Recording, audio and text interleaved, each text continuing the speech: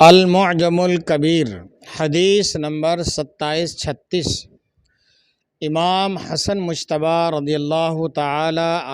عنہ سے روایت ہے کہ نبی کریم صلی اللہ تعالی علیہ وآلہ وسلم نے ارشاد فرمایا، جس نے خوش دلی سے ثواب حاصل کرنے کی نیت سے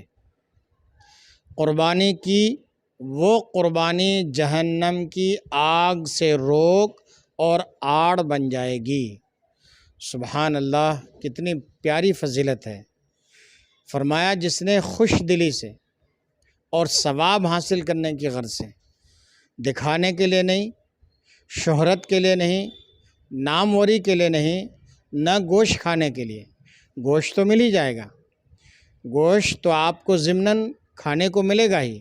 لیکن نیت ہماری آپ کی قربانی کرنے سے یہ ہونی چاہیے کہ اس سے اللہ تعالیٰ خوش ہو اور اللہ تعالیٰ اس پر ہمیں اجر و ثواب عطا فرمائے۔ تو یہ قربانی اس نیت سے جو کی جائے گی، جو قربانی جو اس نیت سے کی جائے گی، تو انشاءاللہ تعالیٰ وہ قربانی کا جانور ہمارے لیے آخرت میں جہنم کی آگ سے روک اور آڑ بن جائے گی۔